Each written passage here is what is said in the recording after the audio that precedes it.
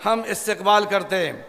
अदालतों के मौजूदा किरदार पर रोशनी डालते हुए कहा कि कुछ अरसे से ये तासुर आम हो रहा है कि अदालतें रियासत के दबाव में काम कर रही हैं।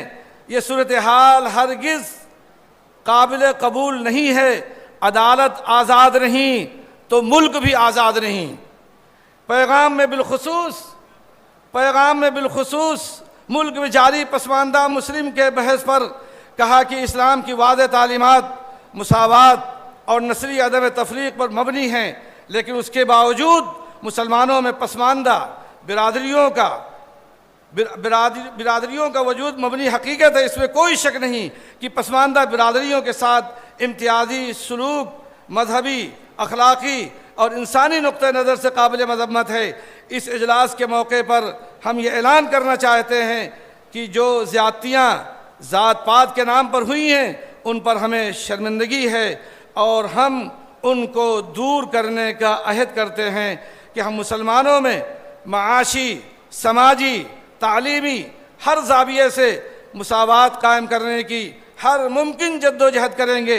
पसमानदा बिरादरियों को तरक्की देने के लिए सरकार ने अभी हाल में जो बयान दिया है उसके लिए हम उनको मुबारकबाद पेश करते हैं और उम्मीद करते हैं कि फलाह व बहबूद के लिए जल्द अमली इक़दामात किए जाएंगे।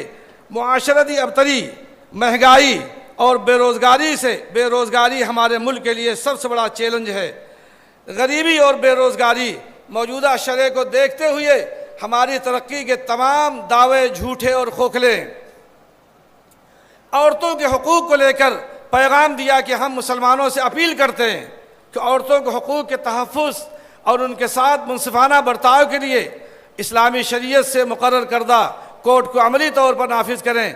मीरास की तकसीम में औरतों को महरूम रखना, तलाक देने और नानफ़क़ा के सिलसिले में इस्लामी अहकाम की खिलाफ वर्जी और आम तौर पर मुआशरे में उनके साथ नाइंसाफ़ी के ख़िलाफ़ ख़ुद मुसलमानों को पूरे मुल्क में तहरीक चलाने और ज़रूरी इस्लाहात करने की सख्त ज़रूरत है ताकि हमारे पर्सनल लॉ में मुदाखलत की गुंजाइश ना रहे।